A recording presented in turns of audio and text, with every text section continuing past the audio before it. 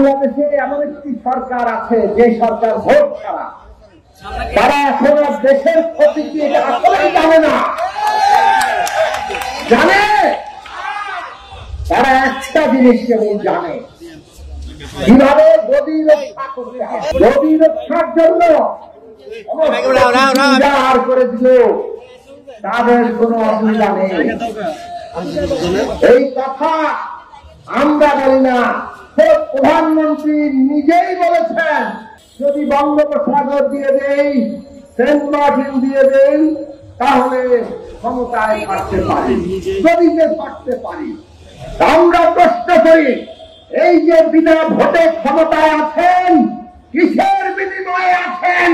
বাংলাদেশের কি কি জিনিস কার কার হাতে তুলে দিয়েছেন? পরিষ্কার করে আমাদের নেতৃবৃন্দ বলেছেন, এই কানেক্টিভিটি, ট্রানজিট, এই সবের নাম করে ভারতকে করিডোর দিচ্ছেন। পরিষ্কার করে মুখ দিয়ে বলতে পারেন না, ভারতের চাহিদা থাকতেই পারে। ভারতের এক অঞ্চল থেকে আরেক অঞ্চল যেতে চিকেন নেট দিয়ে অনেক অসুবিধা, তারা করিডোর চাইতেই পারে। করিডোরকে করিডোর বলেন, আর সুবিধা যখন চাইবেন, বাংলাদেশ কি কি পাচ্ছে আর না পাচ্ছে বাংলাদেশের মানুষ সেটা দেখবে। এই দেশের মানুষকে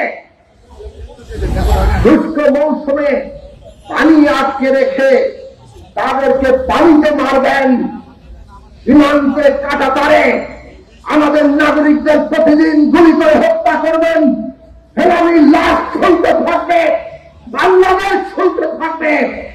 বাংলাদেশের সাথে বন্ধুত্বের কথা বলবেন, বাণিজ্যে সমস্ত ধরনের অশুল্ক বাধা সৃষ্টি করে রাখবেন, আর আপনাদের যা চাহিদা বাংলাদেশ কেবল পূরণ করবে।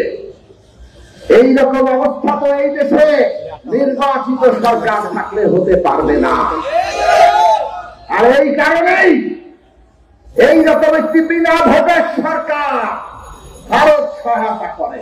এইটাও আমরা বলে দেন, এইটাও ওবায়দুল কাদের সাহেব, আওয়ামী লীগের সাধারণ সম্পাদক, পরিষ্কার করে প্রতিদিন পারলে আমাদেরকে স্মরণ করিয়ে দেন। ভারত পাশে ছিল বলেই এই নির্বাচন তারা করতে পেরেছেন। কোন নির্বাচন? কোন নির্বাচন? আমি আর দামিন নির্বাচন। নিজেদের লোককে দাঁড় করিয়ে যে নির্বাচনকে তথাকথিত প্রতিদ্বন্দ্বিতাপূর্ণ দেখাতে হয়, এইরকম একটি ভোট ছাড়া বিরাম ভূমি মানুষ তাকে প্রত্যাখ্যান করেছে, সেইটা বিদেশি প্রভুদের ক্ষমতায় থেকে তারপর সংসদে দাঁড়িয়ে চিৎকার করে বলেন ট্রানজিট দিলে ক্ষতি কি তিনি জানেন না।